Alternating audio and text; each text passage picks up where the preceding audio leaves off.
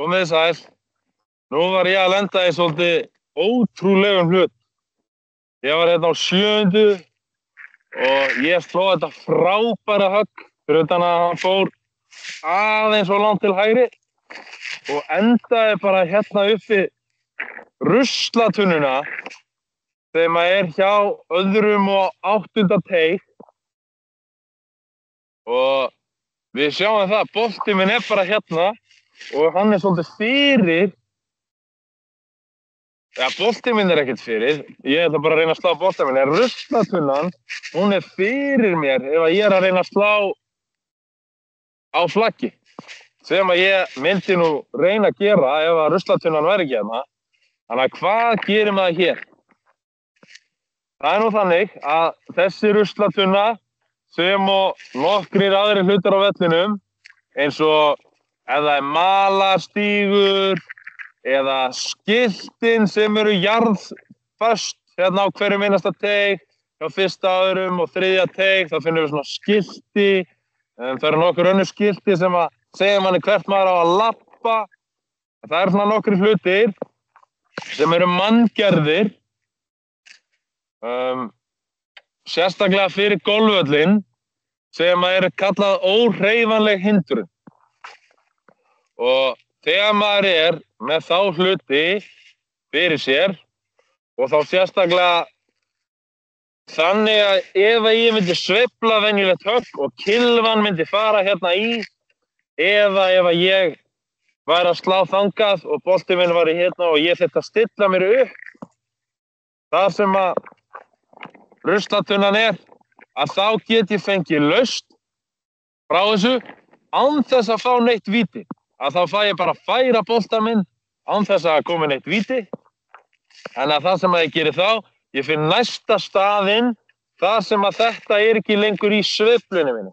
Þannig að það er ekki hér, ef ég færi mig hingað, þá er þetta ennþá, en ef ég færi mig hingað, hérna er ég komin á stað sem að ég get sveiflað, sem er næst kúlunni, þá myndi ég merkja þann stað og síðan er ég svo heppinn líka að reglurnar leyfa mér að slá hér eða kylfu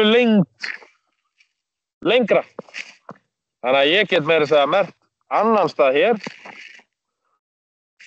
og hérna get ég nú bara alveg látið boltann falla.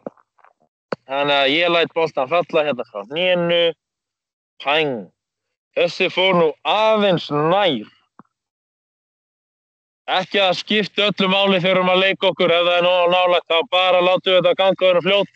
En ef við erum að spila í móti og viljum hafa þetta rétt, þá má boltinn alls ekki vera nær þegar maður slær hann, en hann var í byrjun. Þannig að ég geri aftur. Og jú, þarna er hann á góðum stað. Boltinn kominn í leik. En ef það gerist tvisvar að boltinn skoppar svona nær hólunni, þá í annað skiptið má ég bara stilla honum upp þar sem hann lendi. Ég þarf ekki að vera að láta hann falla aftur og aftur og boltinn skoppar alltaf nær. Ég bara stilla honum upp. Þannig að nú er ég komin á stað sem ég líkar mun betur. En eins og ég sagði, þá var það einungis fyrir sveiflusviði. Það er bara ef ég stilli mér upp eða er að sveifla. Þannig að sem dæmi, þá gæti ég verið hérna. Ég ætla að færa þetta aðeins fjær, þannig að ég sjáu nú hvað ég er að tala um. Hvernig get ég fiffað þetta þannig að þið sjáu þessa kúlu? Sjá hann ekki? Jó. Þannig að hér, þá er ruslatunnan fyrir kúlunni. Ef að ég myndi slá beint á, en þar sem að ég get sveiflað án þess að kylfan fari í, að þá fæ ég ekki laust hérna. Hérna verði ég bara annaðhvort að vera skynsamur og vippa til hliðar eða taka smá áhættu og reyna að slá yfir ruslatunnuna. Þannig að ég vil nú ekki eyðileggja þetta fallega listaverk sem að var smiðað hérna, en maður getur reynt að slá hérna yfir svona frábært högg líka. Hallin tók hann, jæja. En þarna þarf maður að svolítið velja og hafna hvað maður getur gert, en maður getur ekki tekið laust nema að óhreyfanlegu hindranirnar séu í sveiflusviðinu fyrir kylfunni þegar við erum að sveifla eða í stöðunni þar sem við stöndum. Annars þurfum við bara að slá boltann þar sem hann liggur. Fleira var það ekki í þessu myndbandi. Takk fyrir mig.